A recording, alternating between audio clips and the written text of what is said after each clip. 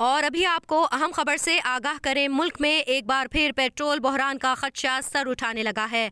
आपको अहम खबर दे रहे हैं, पेट्रोलियम मसनूआत की दरामद के लिए एलसीज ना खुलने के बायस मुश्किलात का शिकार ऑयल कंपनियों की एडवाइजरी काउंसिल ने हुकूमत को खत लिख दिया है।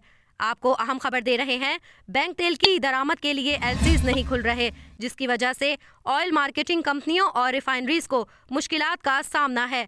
मुरासले में कहा गया है कि बर वक्त एलसीज ना खुलने से मुल्क में पेट्रोल बहरान का खदशा है। सप्लाई चेन मुतासिर हुई तो मामूल पर आने में 6 से 8 हफ्ते लगेंगे।